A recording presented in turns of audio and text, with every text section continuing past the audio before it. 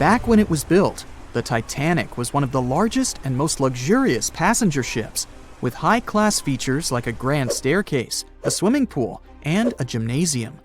People thought it to be unsinkable because of its advanced safety devices. Its tragic sinking on its maiden voyage in 1912 proved it wasn't at all the case. It wasn't until 1985 that the Titanic's wreck was finally rediscovered using state-of-the-art sonar technology. Ever since, thousands of items have been recovered from the Titanic, many of them being put on display or sold for auction.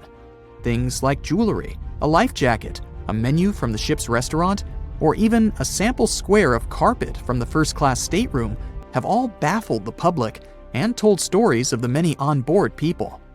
Scientists have even tried to come up with strategies to get the Titanic back up, not because they want to put it up for display, but so it can be properly studied, and more importantly, to stop it from getting more and more damaged at the bottom of the ocean. Some have suggested filling the wreck with ping pong balls to make it float, while others even considered injecting it with 198,000 tons of Vaseline. Another creative solution was proposed, the idea of using a giant claw or scoop to lift the Titanic. Nobody came up with this device. Using 500,000 tons of liquid nitrogen to trap it in an iceberg that would float to the surface was also considered, but all these potential strategies had to be eventually let go, since the Titanic is way too fragile to ever be recovered. As the Titanic's iconic bow railings are in danger of collapsing, metal-eating bacteria continue to chew away at the ocean liner's wreckage. An undersea exploration company plans to gather data about the ship's deterioration in annual expeditions. They hope this will help them learn more about the Titanic, and also more about the ecosystem that shipwrecks create. The over 100-year-old ocean liner is also being damaged by deep-sea currents daily. Some experts predict that the ship could disappear in a few decades due to holes in its hull. The deck that passengers crowded on as the ship sank has caved in. The gymnasium near the grand staircase has also fallen in, and a 2019 expedition found that the captain's bathtub, which became visible after the outer wall of the captain's cabin fell away, is no longer there. Those annual expeditions also gather data about the creatures living at the site, including crabs and corals. Surprisingly, many species have only been seen there at the Titanic wreck, so scientists are curious to find out more about them. The most famous out of all these creatures is the Halomonas titanicae. It's a bacteria, and it was discovered on the wreckage of the Titanic. What's interesting about this creature is that it's able to thrive in extremely salty environments. It's also been resistant to several antibiotics, unlike other types of bacteria. It's probably because of this superbacteria that the deterioration of the ship's iron hull happened so fast. The expedition will also look at the debris field and its artifacts. On the site, there are still traces of little personal items like clothes and luggage. One of the most interesting stories about Titanic artifacts is that of the passengers' shoes. Most of the Titanic items that have been lost at sea deteriorated or disappeared completely. But not the shoes. They seem to be able to resist the harsh conditions. On top of that, the leather in most shoes is perfectly preserved, probably because of tannin, a substance used in the tanning process of leather. It helped the shoes resist the damaging bacteria found underwater. All this exploring might have gotten you all excited. If that's the case, I have some good news to share. You might even be able to join the expeditions. To personally explore the Titanic, you have to plan ahead and apply to be a mission specialist with OceanGate, the company responsible for the journey. However, this experience does come with a high price tag of $250,000. Despite the cost, this once-in-a-lifetime experience is in high demand because of the limited spots available. If you can afford the exploration, you will have the chance to collaborate with renowned specialists in marine biology, oceanography, the Titanic, DNA, and the deep ocean. Accommodations and meals on the dive support vessel are also included, as well as training and guidance from specialists before and during the mission. Lastly, you don't even need to bring your own gear, as the expedition equipment is included as well. Sure, ships have evolved and modernized over the years, and these days we have technology that is way better than that available on the Titanic. But this ship remains an amazing piece of history because of its many unusual features, like the fact that the Titanic's whistle was loud enough to be heard over 11 miles away, or the fact that the ship's hull was painted with a special mixture of red lead and linseed oil, which was believed to be effective in preventing the growth of seaweed and other marine organisms. However, despite popular belief, the ship's iconic fourth smokestack was not functional and was only used for ventilation and aesthetics. Probably one of its biggest flaws was its number of lifeboats. Despite its size and luxury, the Titanic only had 20 lifeboats on board, which were not enough to save all of its passengers and crew once it hit the iceberg. The Titanic may be the most famous shipwreck, but it's not the only one. The fleet of Kublai Khan tells a similar story.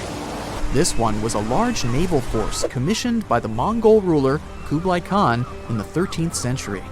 The fleet was intended to travel to Japan and establish the Mongols as powerful rulers in the region.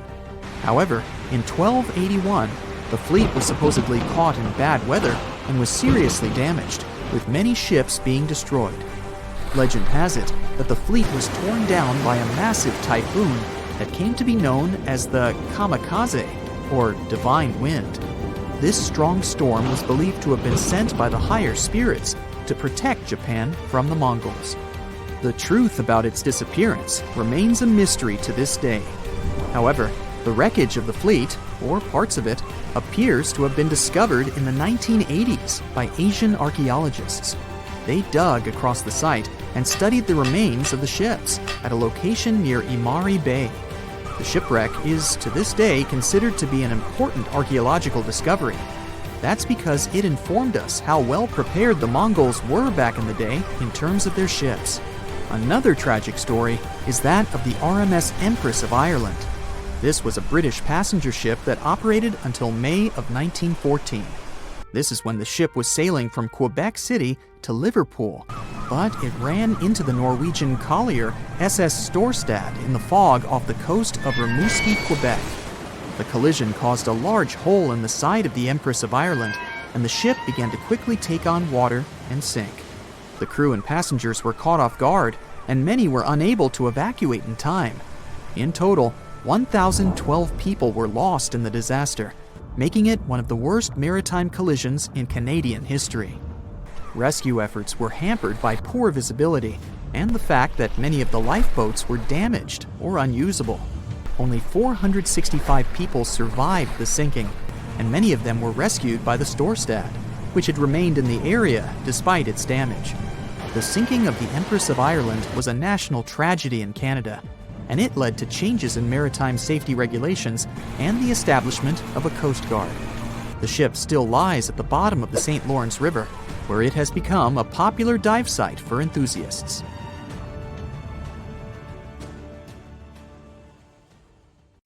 A beam of electric light pierces the darkness over the calm waters of the Atlantic Ocean.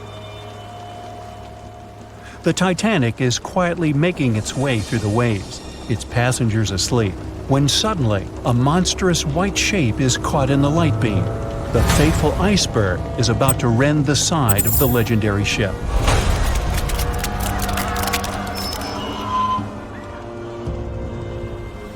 April 14, 1912, only 2 days before someone will take a photo of a giant iceberg with a pretty unusual elliptical shape.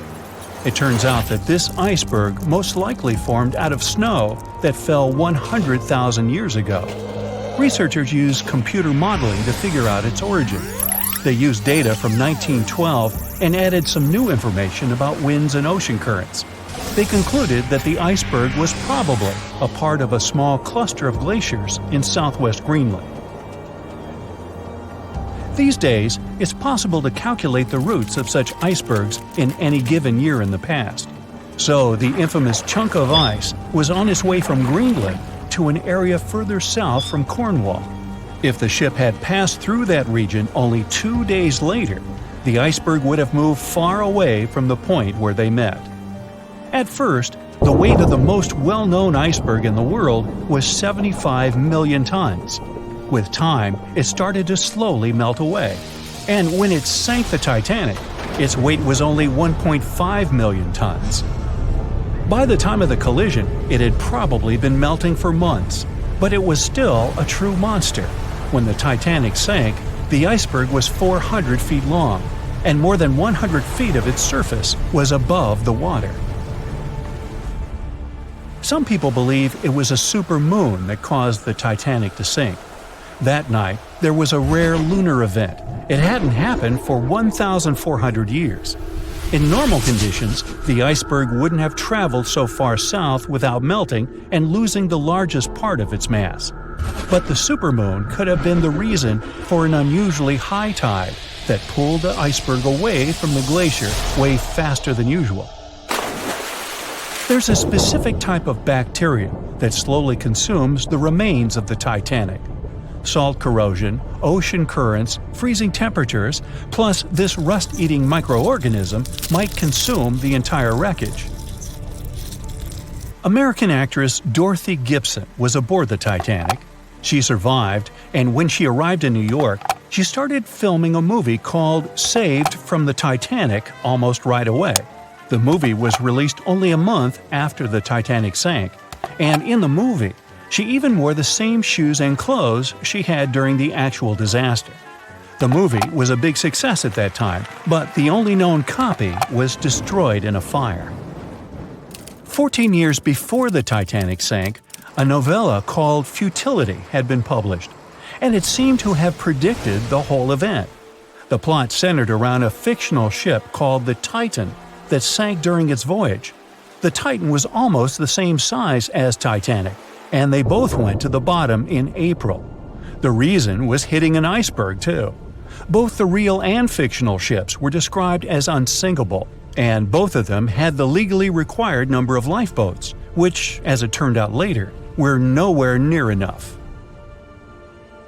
We've seen it in the movie, but there were some real-life love stories happening on the Titanic, too. 13 couples even took a trip on the Titanic as part of their honeymoon. One of the couples owned Macy's department store in New York. Once it became clear the Titanic was rapidly sinking, the woman refused to go into a lifeboat without her husband. But he didn't want to join her while there were still women and children who he thought had to go first. Then his wife gave her coat to her maid. She insisted that the maid should get into the lifeboat, and she wanted her to be warm. As for the woman herself, she decided to stay with her husband till the end. Some people believe Titanic sank because of a mummy, not an iceberg. It all started around 1000 BCE with a mysterious woman who lived in Egypt, in the city of Thebes.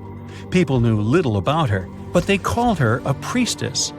Her mummy was put in a wooden sarcophagus and covered with a large lid with the image of her face and some mystical inscriptions. This place had been hidden until the first half of the 19th century, when a group of locals accidentally came across it. They disturbed her peace. No one knows how, but the mummy disappeared that day without a trace. A couple of decades later, a group of rich friends from England traveled to Egypt and found the empty mummy casket with the image of the priestess, whose dark eyes seemed to be looking into the void. They decided to buy it, but the buyer disappeared the same night before he even got the case. All members of the group had some accidents. The casket changed its location a couple of times until it, as some believe, ended up on the Titanic. It took more than 70 years for a robot submarine to find the ruins of this legendary ship. The wreck lies nearly 13,000 feet under the surface of the Atlantic Ocean, split into two halves. Why did the liner break apart? No one knows exactly. Some think it happened because of the water that got inside when the ship collided with the iceberg. The pressure was so powerful it separated two parts of the vessel, starting with the ship's bottom structure. Others say it was because of the hull rivets.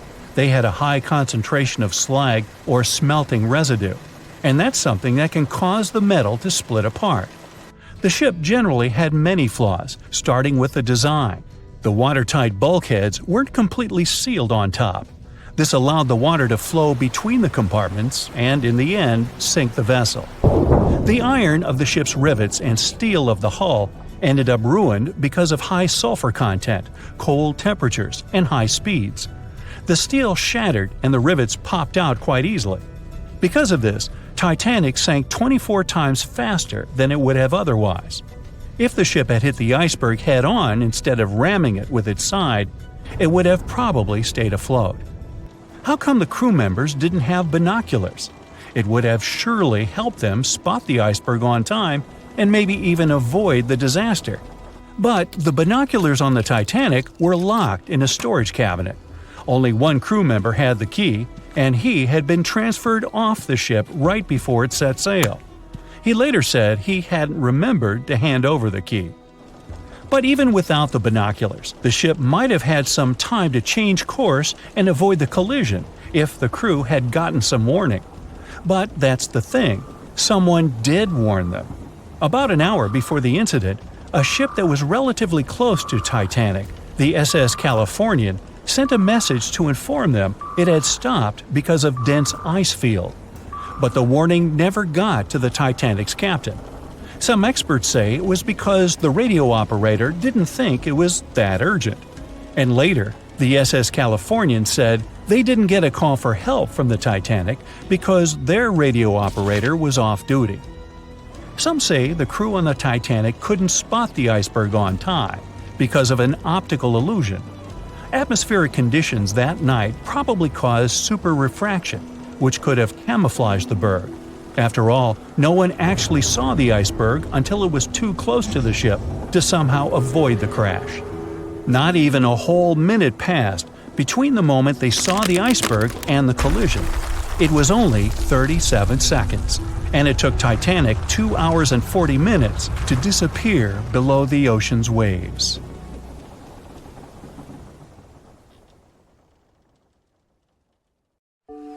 Once a famous giant, the largest ship of that time. Now two grand pieces lying on the ocean bottom about 2,000 feet apart, torn by the catastrophic collision of time itself. The stern of the Titanic got completely ruined after hitting the ocean floor. But you can still recognize the bow since many interiors were left preserved. There's a type of bacteria found on the ship's rusticles. A rusticle is this brownish formation of rust. It occurs deep underwater when the wrought iron the ship is made of oxidizes. It means the bacteria eat the iron of the Titanic's hull, piece by piece. And it seems they might finish their snack by 2030, way sooner than when anyone would expect the wreck to be gone forever. You may think it would probably be easier to take the wreck out of the water so that we got to keep it, but it would fall apart if anyone tried to do that. It's been in the water for more than 110 years now, and is now so rusty that no one would be able to reconstruct some parts even if we managed to get the ship out of the ocean depths. What do you think? Could any of about 700 people that had survived the sinking of the Titanic hear it hit the ocean bottom? The largest ship that had ever been made till then disappeared literally before their eyes after all. But sound most likely wouldn't have traveled from water to air. We can't hear that well in water because our bodies are not designed to hear in such environments. And although passengers were close to the sinking site, the Titanic still hit the bottom a long distance away, 12,500 feet. There are so many underwater landslides and earthquakes we cannot hear, and they make way more noise than a single ship slamming into the ocean floor. Most vibrations and sounds must have dispersed over a large area. Also, the downblast of water, which many believe hit the Titanic after it had touched the bottom of the ocean, would have pushed back the majority of the potential acoustic vibrations. Plus, the bottom of the ocean is not hard enough to produce such loud noises. Many survivors said they had heard terrifying noises as the Titanic was breaking apart, but none mentioned hearing anything after the ship disappeared below the surface of the water. Some survivors shared how chaotic it was when passengers, mainly women and children, were getting into lifeboats. There weren't enough boats, and still, some of them weren't even filled to their full capacity. no one knew how to react properly in such a situation. The lifeboat drill had been scheduled for the morning before the Titanic hit the iceberg, but for some reason, it got canceled. A giant ocean liner everyone believes is unsinkable takes a trip across the ocean. On its way, it strikes an iceberg and sinks. Yeah, we all know how the story goes. But what's scary is that it's also the plot of The Wreck of the Titan, a novel published in 1898, 14 years before the Titanic went to the ocean bottom or was even constructed. In the novel, the Titan, what a scarily accurate name too, didn't have enough life jackets, vests, and lifeboats for all the passengers on board. It was also the largest ship of that time, almost identical in size to the Titanic, and both the Titan and Titanic sank in April. Dorothy Gibson was an American silent film actress. She was also one of the Titanic passengers. She survived the catastrophe. Right after she came to New York, she started filming Saved from the Titanic. The film was released only 1 month after the ship sank. Dorothy was even wearing the same shoes and clothes she had worn when she had actually been on the ship. The movie was successful, but it got destroyed in a fire, so it only exists in memories, like Jack Dawson. Titanic wasn't all alone in the restless waves of the cold ocean near the iceberg it struck. The SS Californian was relatively close. Their radio was shut off for that night though. At one moment, the crew members noticed mysterious lights in the sky. They immediately went to wake their captain up to tell him, but he issued no orders. Some believed it was just fireworks. They never realized it was actually a call for help. The flares crew members of the Titanic sent off to the sky, hoping someone would notice. By the time the SS Californian got the SOS message, it was already too late. Some say a full moon may have been the reason the iceberg crossed paths with the gigantic ship. A full moon may have caused incredibly strong tides that eventually sent multiple icebergs southward, right when the Titanic was crossing that area. Would you dare to taste cheese from the Titanic? The wreck has been under the ocean surface for more than 100 years now. It took more than 70 years to find it. By that time, most of the food that had gone down together with the ship had, of course, spoiled. But it's possible there's still some of it left. Some foods are protected from decay. For example, cheese. The microbes that turn milk into cheese create special conditions to protect the product from spoiling. Multiple things have survived the Titanic. A handwritten letter where a mother and a daughter wrote to the girl's grandma about the amazing journey they were on together. The letter has been around for more than 100 years and got sold at an auction. A battered pair of white cotton gloves was found in the wreck. Musicians on the Titanic played till the very last moment. Sheet music and one violin were found among the wreckage. The bell one of the crew members rang 3 times to warn there was a very close iceberg on their way. A pocket watch that stopped at 1:45 a.m., the time when the ship went under the water. Perhaps one person could have changed what happened on the Titanic. David Blair was a pretty lucky man. He was supposed to take the spot of the second officer of the Titanic. He was pulled out at the last moment, which eventually saved his life. It was a great thing for him, but something clouded his joy.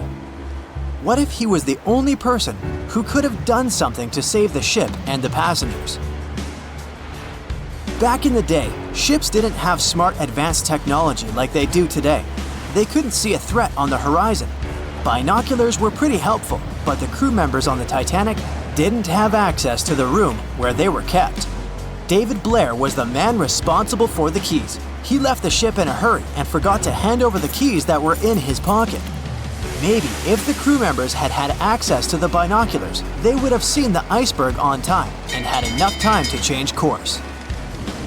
It's possible that the giant iceberg that sent the Titanic to the ocean bottom was made of snow that had fallen in southwest Greenland. Scientists even used a computer model to calculate the paths the iceberg took in any given year, taking into consideration ocean currents and weather readings for that year. It's possible that the iceberg was 1,700 feet long, with a weight of around 75 tons. By the time it collided with the Titanic, it had dwindled down to only 1.5 tons. Violet Constance Jessup was, as many called her, Miss Unsinkable. She was only 24 years old when she joined the Titanic crew as a stewardess. On the tragic night when the ship struck the iceberg, she was lying in bed. As soon as she heard that something was going on, she got dressed and quickly went to the deck. Violet helped passengers get into lifeboats. 4 years later, she was on the Britannic, the Titanic's sister ship. Once again, the ship started sinking. Not only did the woman survive another accident, but she was also once again the one helping other people to escape the vessel before it disappeared below the surface. Titanic sank on April 14, 1912, and all of the passengers' belongings and ship's paraphernalia went down into the deep, dark waters with it. These objects patiently waited to be discovered until 1985. Titanic sank fast, and there seemed to be almost nothing left from the ship. Yet divers in small submarines managed to retrieve plenty of artifacts from the wreckage. If you wonder what those surprising items look like, hey, join me. A number of museums have collections of Titanic items rescued by divers or donated by survivors and their relatives. And some of those items are even sold at auction. So if you're ready to spend a pretty penny on an exclusive artifact, hey, why not? The first artifact on my list is a pocket watch belonging to a Titanic passenger, John Chapman. John and his wife Elizabeth were on their honeymoon. When the ship hit the iceberg, Elizabeth was offered a seat on a lifeboat next to her friend Emily Richards. There was a problem, though. Mr. Chapman couldn't enter the lifeboat. Elizabeth turned to her friend Emily and said, "Farewell. If John can't go, I won't go either." Now, that's what I call true love. After a short time, the ship went under. If we step back and return to Chapman's pocket watch, we'll notice one more heartbreaking detail. Experts believe the watch stopped around the time the ship finally submerged. Do you remember the iconic scene in the Titanic movie where the ship's band continued to play while the ship was sinking? The violin, played by the real musician, was sold in an auction for $1.7 million in 2013. They say the band played "Nearer My God to Thee" as the ocean liner sank. Since we started talking about the band, we might as well shed light on a piece of music found on the ship. It was the song "Put Your Arms Around Me, Honey." Considering the fact that paper gets ruined almost instantly when it meets with water, it's a miracle to see those documents. Another saved paper document is the lunch menu. The first-class passengers wore their beautiful dresses and enjoyed their meals without knowing that it was their last lunch. This unique item was auctioned for $122,000. Meals were offered based on class. For instance, a first-class passenger would eat roasted turkey with cranberry sauce, spring lamb, or baked haddock. In comparison, a third-class lunch consists of stuff like rice soup, fresh bread, roast beef, and brown gravy. There were also cabin biscuits, which the passengers would eat to diminish seasickness. It wasn't just the menu. A VIP ticket was also retrieved. The ticket number is still readable, 1342. Number 5 is Edwardian perfume samples. A chemist named Adolf Saalfeld stepped onto the Titanic with various perfume bottle samples. Why did he bring these samples with him? Well, Saalfeld planned to open a fragrance store in America. 61 vials of perfume sank with the ship. Luckily, their owner managed to survive and get there safely, but his samples sank and were only rediscovered some time ago by the divers. When we accidentally drop a plate, it usually shatters into pieces.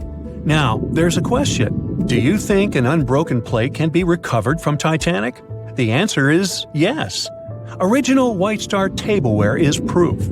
Apparently, each class of passengers didn't just get different meals, but was also served with different types of plates. The retrieved plates have a green and brown floral motif. The edges have a gold rim, and there's a logo in the center. By the way, they're sold at auction, and you can find them online. Let's carry on with touching personal stories.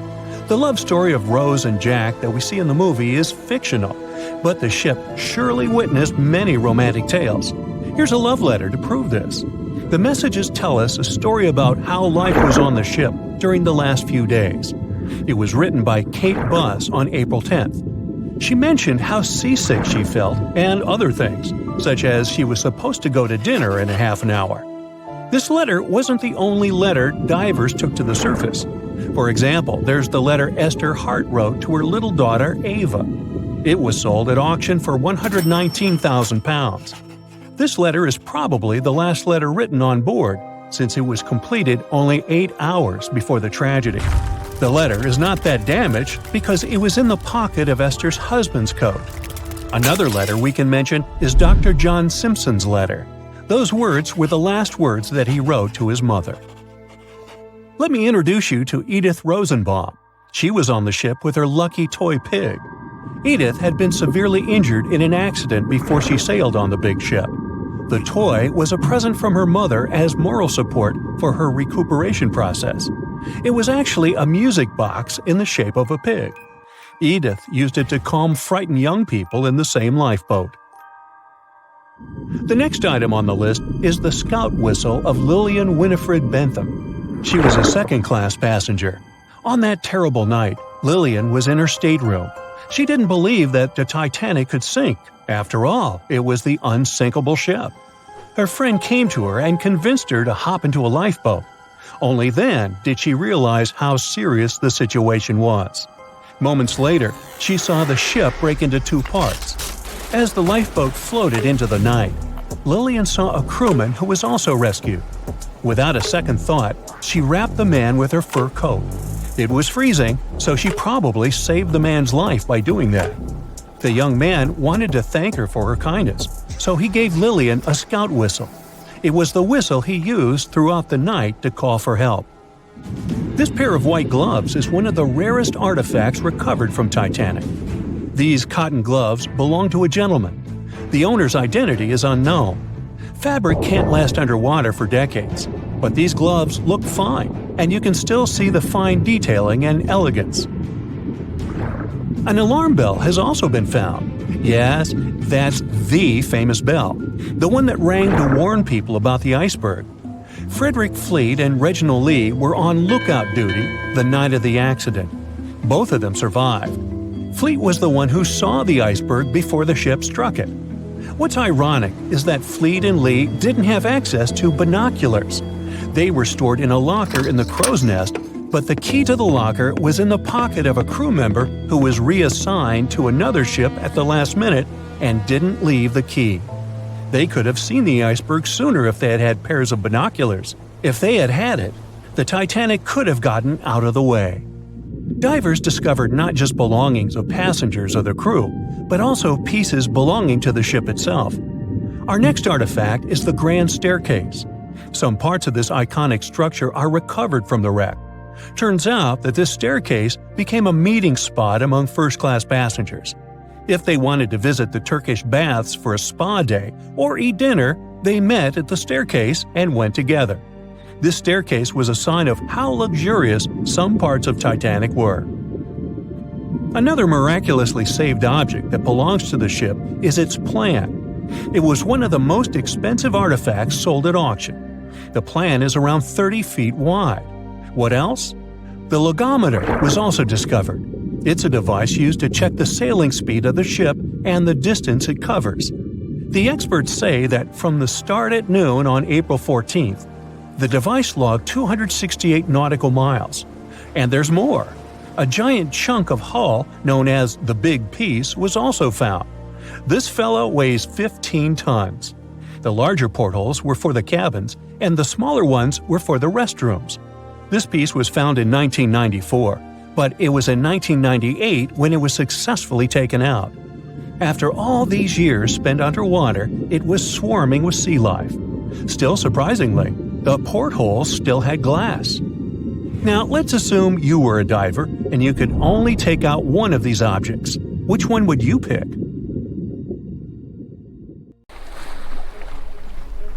The lookout shouts, "Iceberg right ahead!" The Titanic strikes the ice. Water starts flooding in. Third-class passengers are locked up. There aren't enough lifeboats for everyone. Panic sets in. Violins are playing, the ship sinks. Well, we all know the story of the movie Titanic like the back of our hand by now. But what if I told you that Hollywood lied to us? To tell the real story of what happened that freezing night in 1912, we need to rewind a bit. The lookout shouts, "Iceberg right ahead!" Yep, that part was true. Just before 11:40 at night, Frederick Fleet noticed something darker than the sea directly ahead. As the ship got closer, he realized it was an iceberg. The engines were quickly reversed and the ship turned sharply. Instead of hitting it head-on, Titanic scraped along the side of the berg, sprinkling ice on the forward deck. If you remember, in the movie, Jack and Rose are having a romantic moment when they feel the ship shudder after hitting the iceberg. Everything shakes as if they were in the middle of a light earthquake. Some real-life passengers reported feeling something similar after the impact, but according to Titanic survivor Frank Prentice, it wasn't exactly like that. He said there was no impact as such, and it all felt more like slamming on your car brakes. The ship stopped, and that was that. Some people even slept right through the collision, confirming that there wasn't such an abrupt impact. Mr. Prentice, curious about what had happened, left his cabin and went out to the deck. When he got there, all he could see was a little ice on the surface, not the towering iceberg that Jack and Rose saw. But as we all know by now, the real damage happened below the waterline, where the iceberg had a jagged spur that slashed a 300-foot gash in Titanic's hull. Once the crew realized how severe the damage was, they immediately began sending distress calls to nearby ships, asking for help. At some point in the movie, the radio operator goes to the captain and says there is only one ship nearby, the RMS Carpathia, which later ends up rescuing many passengers. But in real life, there were more ships around. It's believed that the SS Californian was only about 23 miles away. This ship might have actually seen the Titanic sinking, or at the very least, seen its rockets exploding high in the sky. Yet, for reasons we will never fully understand, they didn't try to help. Let's get back to the story. Now, people need to get off the ship. At 12:45, lifeboat number 7 was the first to be lowered. Just like in the movie, women and children were told to go first. But in reality, some women were hesitant and even refused to get into the lifeboats. Mr. Prentice said this happened mainly for two reasons. First, these lifeboats were high and passengers were terrified of the 70-foot drop from the deck to the ocean below. And second, most women didn't believe the Titanic would actually sink. It was called unsinkable after all. So the idea of getting into a lifeboat seemed pointless at the time. This mindset probably explains why Eloise Smith, a first-class passenger, recalled that there was no panic or chaos at first. Other survivors backed this up, saying that no women or kids were crying. But one thing that was indeed concerning, at least for the crew, was the possibility that the lifeboats might buckle under too much weight. This is one of the theories why the first few lifeboats left carrying only a fraction of their full capacity. Like lifeboat number 7, which only carried 27 people in it, even though it could hold up to 65. In total, Titanic had 20 lifeboats, which could carry about half of the 2,200 people on board that night. But that didn't happen. And now we know the passengers had no idea there weren't enough for everyone. As women were calmly getting into the first lifeboats, musicians headed up to the deck. Their only goal was to play and keep the passengers calm. That's a pretty well-known fact. But the real story is that some survivors said they never saw or heard the band. No violinists whatsoever. It's not like Hollywood misled you though. The musicians did play for over 2 hours after the ship had hit the iceberg. So maybe these passengers were just too panicked to notice the songs, or the musicians started playing later than we think. Now, it's time to talk about the terrible treatment that third-class passengers received. The movie portrayed the crew as cruel, locking the less fortunate below deck like animals, giving them no chance to reach the lifeboats and save their lives. But the official inquiry into the disaster suggested that wasn't true. I mean, yes, fewer third-class passengers survived compared to those in first and second class. But there were other factors at play. Many third-class passengers were reluctant to leave the ship, clinging to their belongings, and had a harder time making their way up from the cabins, which were at extreme ends of the ship. Some survivors confirmed that they were not locked up. In fact, it was quite the opposite. Mrs. George Wabi, a Lebanese woman traveling in third class, said that when chaos had erupted, some brave crew members and well-dressed first-class passengers had actually helped her get up to the first-class deck and eventually onto a lifeboat. At first, the Titanic was sinking slowly, bit by bit. Passengers reported seeing the water rising and hearing pops and cracks. Then, there was a loud boom. Some said there had been just one explosion, while others described it as a series of smaller explosions, which they'd thought had been the bulkheads giving way. And there's also a group of people who said they had only heard a rumbling sound. So not everyone agreed on the sound they had heard, but one thing is a fact. By 2:18 in the morning, the lights on Titanic went out, and the ship plunged into complete darkness. As the bow continued sinking, the stern rose out of the water, putting immense pressure on the middle of the ship. This caused the Titanic to break in two. In James Cameron's movie, this moment is pretty dramatic, with the ship sinking almost straight down into the water. But in reality, the break probably happened at a much lower angle, likely just below the waterline.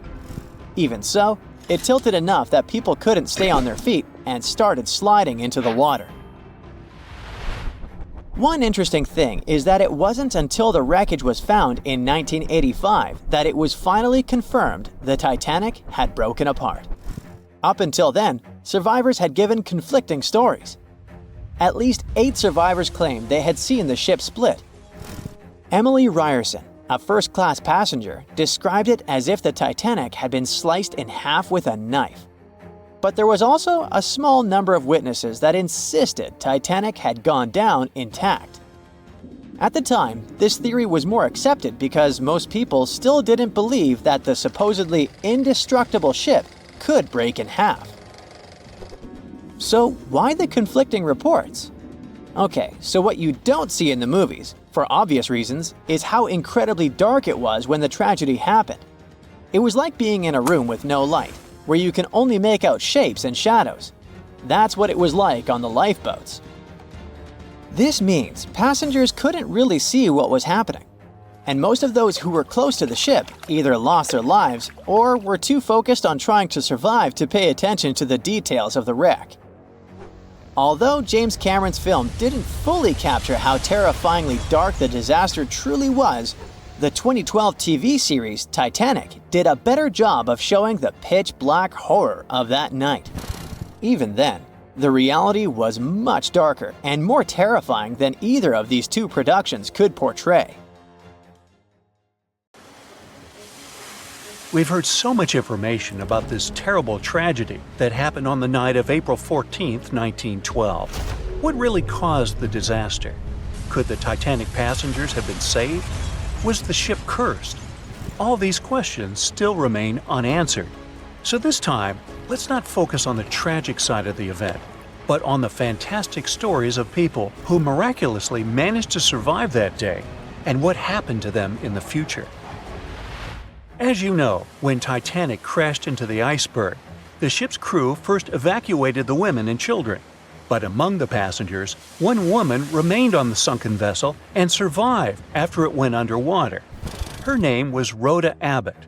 She and her 2 sons lived in England and had been living there for 2 years before they decided to return home to Providence, Rhode Island. Rhoda bought 3 third-class tickets for the most modern and unsinkable ship of that time. The whole family slept in their cabin on that ominous night from April 14th to 15th. They didn't feel the jolt and got up only after the steward knocked on the door. He asked them to wear life jackets and go to the upper deck. Then, along with other third-class passengers, they waited in line to board the lifeboats. The crew members allowed only women and little kids to go further. Still, the brothers negotiated with the team and walked their mother to the lifeboat. All 3 went to the last lifeboat, but the crew asked the sons to leave since not all the women had been evacuated. Rhoda didn't want to leave her sons, so she decided to stay with them. She left the boat and hugged the boys. By this time, the ship was sinking into a stern-up position. The deck tilted. Rhoda tried to hold her sons but couldn't. She slapped off the deck and fell into the icy water. From there, she swam to the lifeboat that was washed away from the deck. Rhoda climbed aboard and watched the Titanic go under the water. Unfortunately, she was unable to save her two sons. Besides her, there were 13 people in the boat. But in the end, no one except Rhoda survived.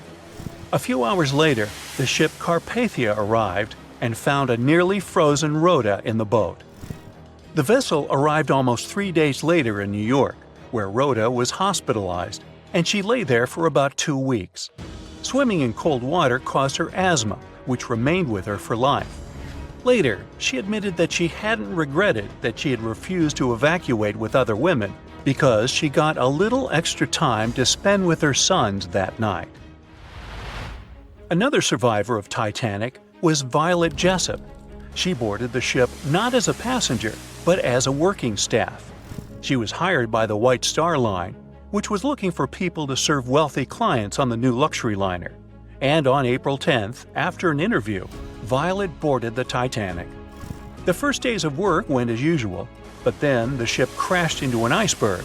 In the beginning, no one panicked and didn't even want to believe that the unsinkable boat could go down. But while the people on the upper deck were having these conversations, water flooded the ship's hold.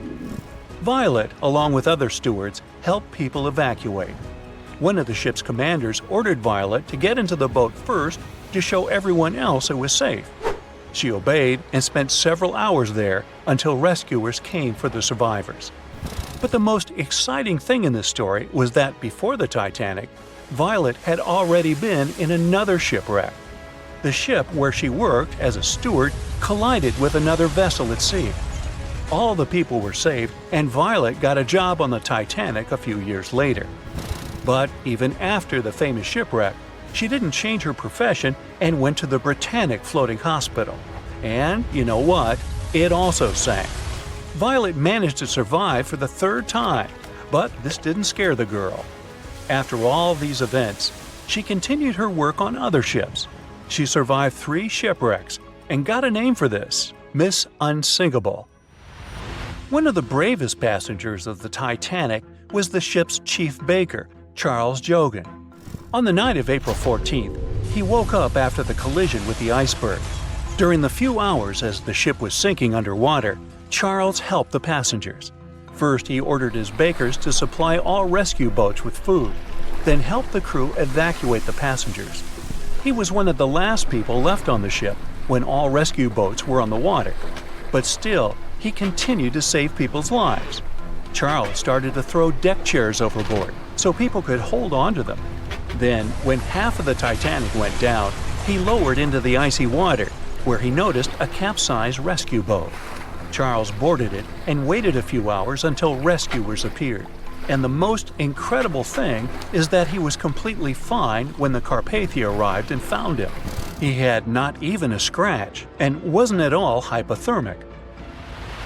Among the Titanic's surviving passengers was Margaret Brown, known as the Unsinkable Molly Brown. She was visiting a friend in England with her daughter, but when Margaret found out her grandson was ill, she immediately bought a ticket to New York on board the Titanic. After colliding with the iceberg, Margaret bravely helped people evacuate until the stewards forced her to get into a boat. She continued to help other passengers until they were rescued by the Carpathia. Margaret created a survivors committee and raised about $10,000. At that time, it was quite a lot of money. For many years, she protected and supported the Titanic's passengers, who were in poor financial condition. Margaret also helped to build the Titanic Memorial in Washington. A wealthy English businessman, J. Bruce Ismay, was on board the Titanic, and the shipwreck was not the only disaster for him.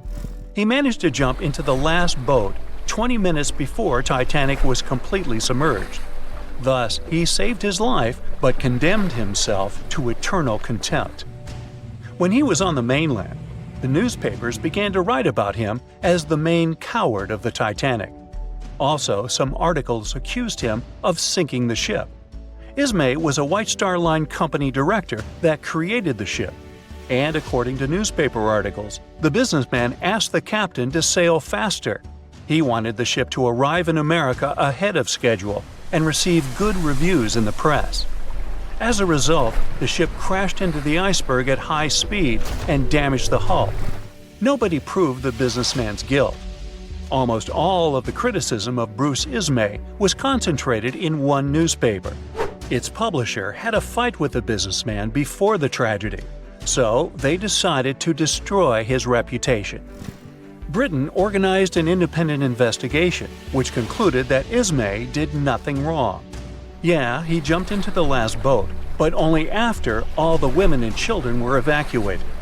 However, the investigation didn't help to clear his reputation.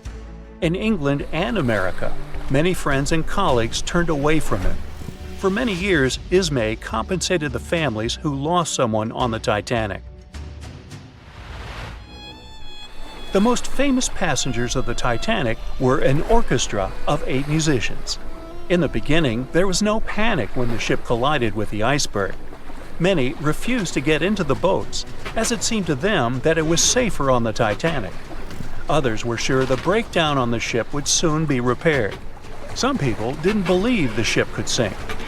A minor panic began when everyone realized a catastrophe was imminent. To calm the people down a bit, the 8 musicians from 2 ensembles started playing music. Survivors said the orchestra played until the very end. Fear for their lives and the nearness of the end didn't confuse the valiant men.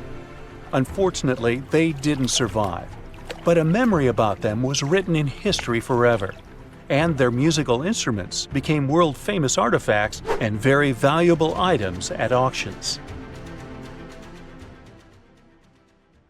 The unsinkable Titanic didn't go down peacefully, which made finding its final resting place all the more difficult.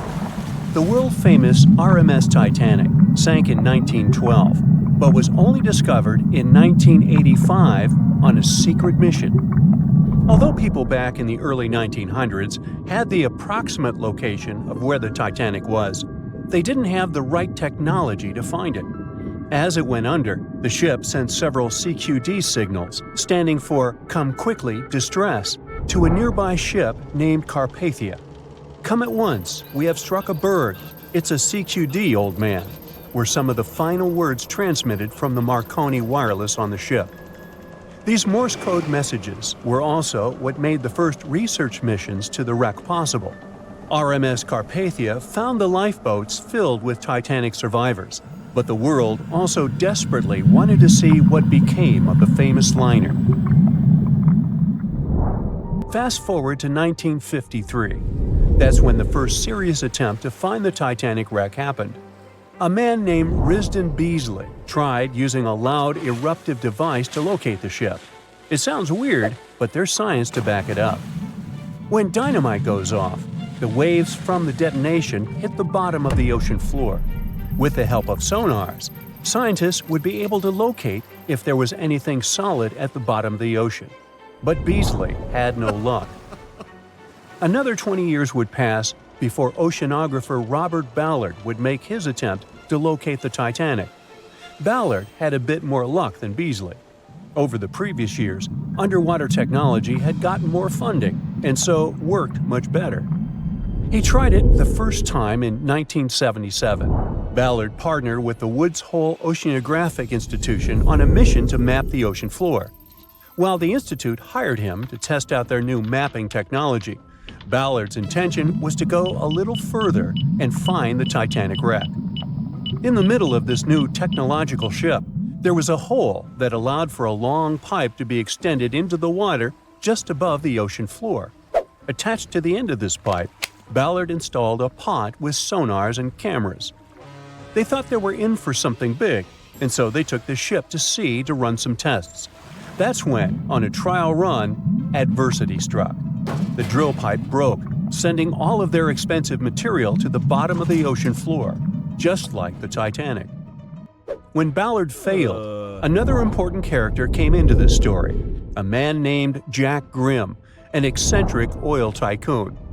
Grimm had become famous for trying to find things such as Noah's Ark, the Loch Ness Monster, and Bigfoot. He also tried to prove the hollow Earth theory, that says that the interior of Earth is entirely hollow and hosts underground cities and nations.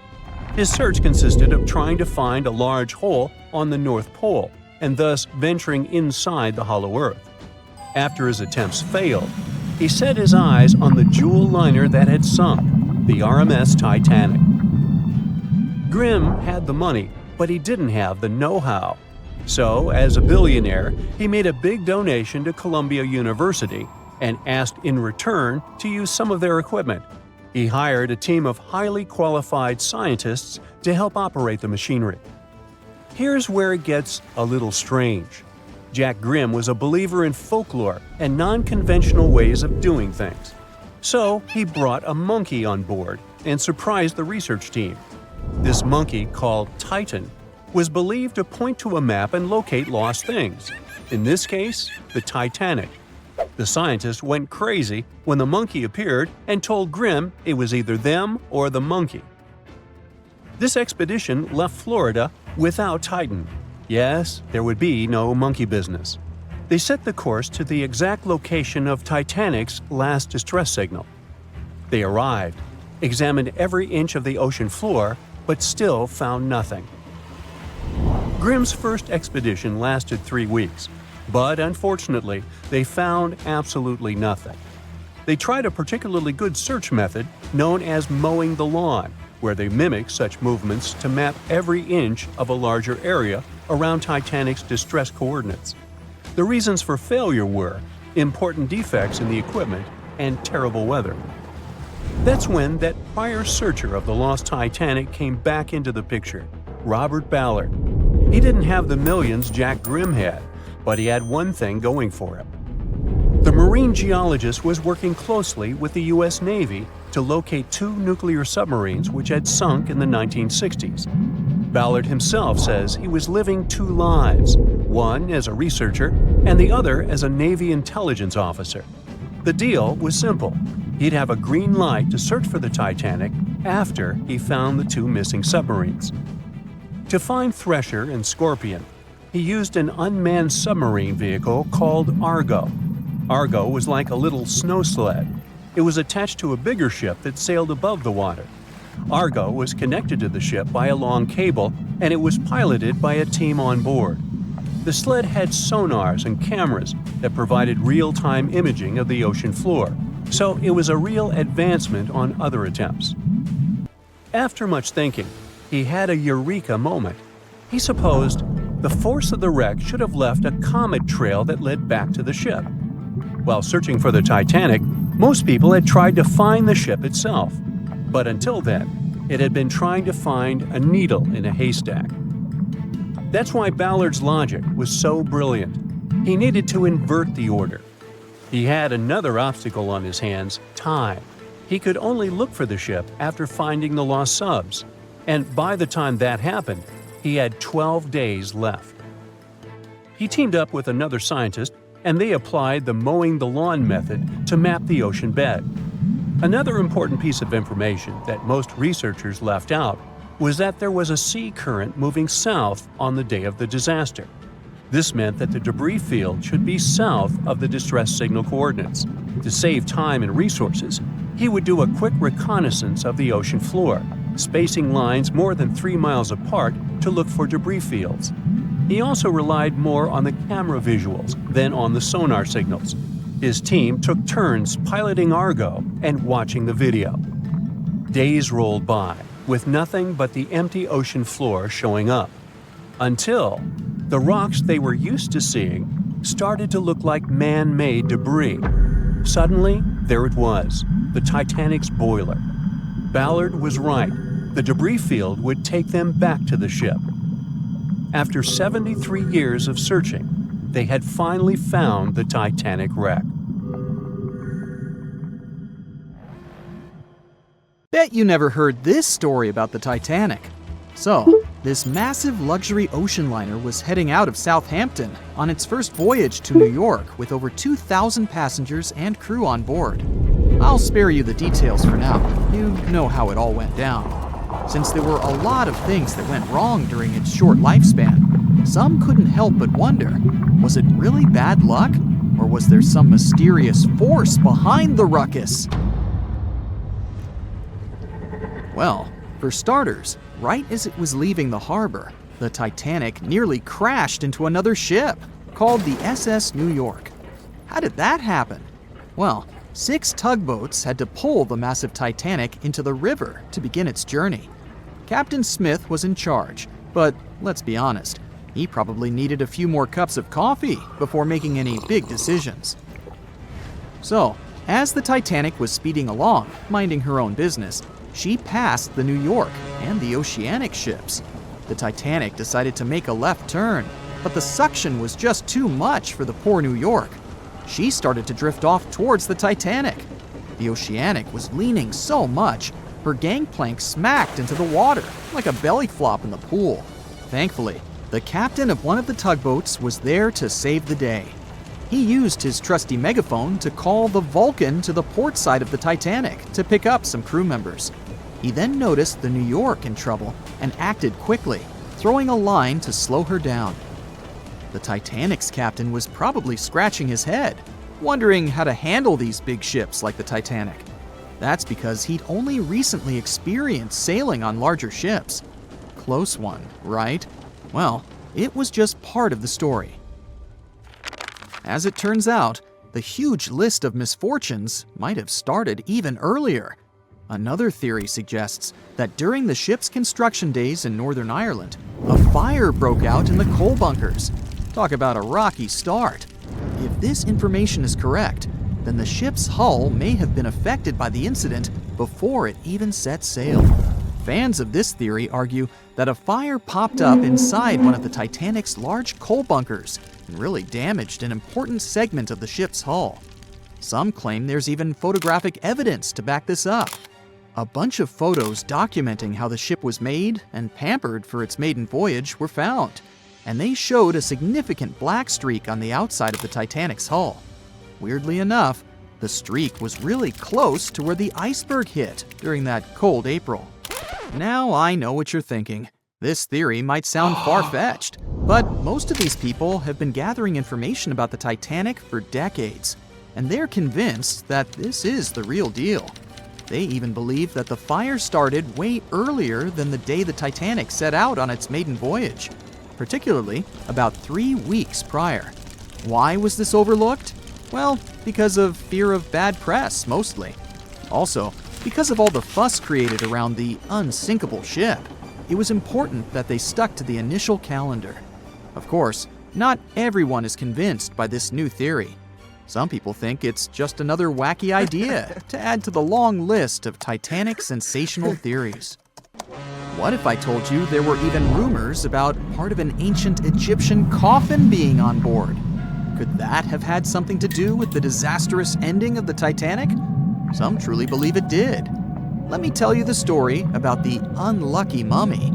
It's a tale that'll give you goosebumps. Back in the 19th century, this ancient Egyptian artifact, a mummy case lid to be exact, was brought over to Europe. And as soon as it arrived, strange things started happening. Now, some of the stories may be a bit exaggerated, but according to journalists, some of them were actually true. The rumors sparked the interest of a British writer who later spent months investigating the mummy case and its alleged related stories. He was planning to write an article debunking the myths, but he found out they were all too real. Unfortunately, he never got to finish his work because he passed away suddenly. Others believed that the mummy case was guarded by Egyptian elementals. They warned others not to mess with the artifact. The mummy case's history is just as spooky. It was found in Egypt and sold to a certain someone conveniently named Mr. W at a party organized by a well-known English lady. When the mummy case arrived in England, it was given to Mr. W's sister, who immediately suffered from financial losses and other troubles. A photographer who took a picture of the case claimed that he captured a living woman's face on the film. The mummy case eventually ended up in the British Museum, and it's still there today. However, rumors say that it was aboard the Titanic and was responsible for its sinking. But don't believe everything you hear. Some sources claim the mummy case never left the British Museum, and the rumor was started by a journalist named William Stead. He was actually a passenger on the Titanic, and he supposedly told his fellow passengers about the ill-fated mummy before the ship went down. Is that what happens when you tempt fate? Seriously doubt it, but it does make you wonder, doesn't it? It gets even weirder, trust me! About 50 passengers got cold feet before the ship took off, and they refused to board the Titanic at the last minute, even if it meant that they'd lose the cost of the ticket. They just had an extremely bad feeling about the whole deal, and even an Irish astrologer warned against making the voyage on the Titanic. I doubt he saw a big ol' iceberg hidden somewhere in the stars, but it does add up to the mystique surrounding the Titanic. And do you know what's even worse? The fact that the ship's binoculars, which could have helped prevent the iceberg collision, were locked up. Apparently, those binoculars could have been used by lookouts on that fateful night. But guess what? The key was held by David Blair, an officer who was sadly bumped from the crew before the ship's departure. Poor guy. He probably didn't even know what he was holding on to. Now, some historians think that if those binoculars were in use, the iceberg might have been spotted earlier. But hey, let's not point fingers here. Others argue that it wouldn't have made a difference. Who knows? Maybe the lookout was too busy looking at the stars to notice a giant iceberg in front of them. But seriously, what were they thinking? Locking up the binoculars on a ship that big is like forgetting to pack sunscreen for a trip to the beach. Also, the ship might have been going a bit too fast. Now, I know what you're thinking. Why was the captain in such a hurry? Well, apparently, good old Captain Smith was trying to beat his ship's older sibling, the Olympic, in a race to see which ship could cross the Atlantic faster. I guess he had a bit of a sibling rivalry going on or something. But here's the thing. Even though there were warnings about icebergs in the area, the Titanic just kept on chugging along at full speed ahead. I mean, come on, guys, it's not rocket science. If you know there are icebergs around, maybe slow down a little bit, right? And then, close to midnight on April 14th, 1912, the Titanic hit that iceberg and sank in the North Atlantic. It also famously had a mere 16 lifeboats and 4 collapsible dinghies on board. No wonder it ended up being one of the worst maritime disasters in modern history. After the whole event, people started believing in life beyond the veil and contacted mediums, hoping for signs from the ones they had lost at sea. Can't say I blame them, though there's no verified story of someone managing to contact a Titanic passenger from the beyond, though.